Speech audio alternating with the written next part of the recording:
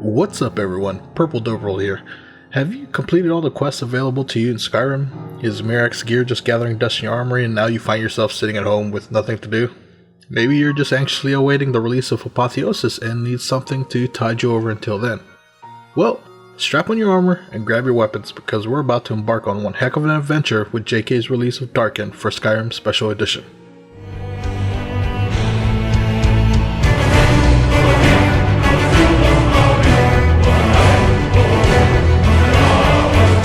Inspired by the Demon's Souls and Dark Souls games, Darkend originally hit the Nexus back in 2015 and it was a hit, amassing nearly 200,000 downloads as of this video.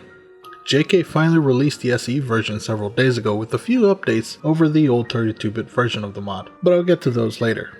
In the meantime, I'll show you how to get started and what to expect while doing my best to keep it as spoiler-free as possible. You start off by traveling to Voyager's End, just northwest of Winterhold. There, you come across a shipwreck, which you'll need to investigate. Within the ship's cargo hold, you come across the skeleton of the ship's first mate, with his journal laying there beside him.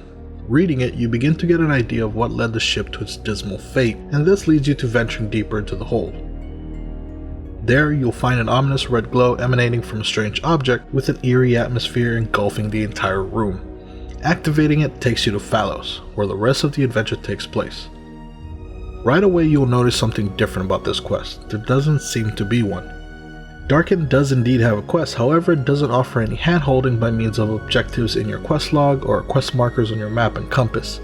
Instead, it leaves it to you, the player, to rely more on your instincts and patience to explore the area, to find your way around, piecing together clues left behind in notes and journals in order to figure out what happened. You may even find yourself doubling back from time to time, particularly in the opening areas as you try to get a feel of things.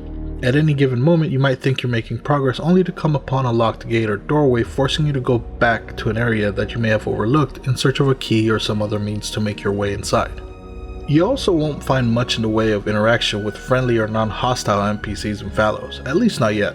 In fact, even Lydia didn't follow me when I teleported into Phalos on my first playthrough. While possible by means of mods or console commands, it is recommended that you experience what Darkend has to offer on your own without any followers.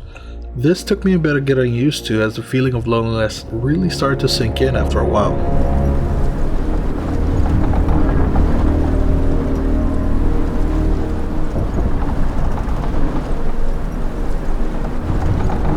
After going through it all, however, I'm actually quite glad Lydia chickened out and ran back home. It definitely added to the whole experience. On your adventure, you will encounter a number of labyrinthian spaces that seem to go on forever and ever as you navigate your way through them, whereas other structures will feature a more vertical inclination. Certain parts will feel very familiar to any dungeon crawler, while others may start to feel frustrating with the multiple paths available. In some instances, you'll even find yourself in what feels very much like a platformer, with you having to jump gaps to make it through the room. Many places harken back to Dark Souls, with encounters very reminiscent of those games, from the lumbering bosses to the downright appearance and layout of certain areas. As such, Darkend also introduces the player to some custom enemy NPCs. While some look more like slight remodels of their vanilla counterparts, others have been more or less modeled from scratch to look like entirely new creatures. Unfortunately, you shouldn't expect to find very many new fight mechanics or animations from the vanilla game. Of course, this may change in the future. For those of you who may have played Darkend before, the special edition version of the mod now adds an entirely new final level called the Forgotten Mountain. New creatures with completely custom models have also been added, along with a few new mini boss fights and an amazing custom dragon model.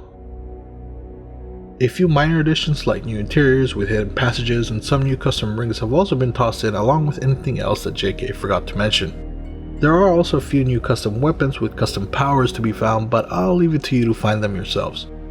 The new level and boss fights alone are definitely worth the revisit to Phalos.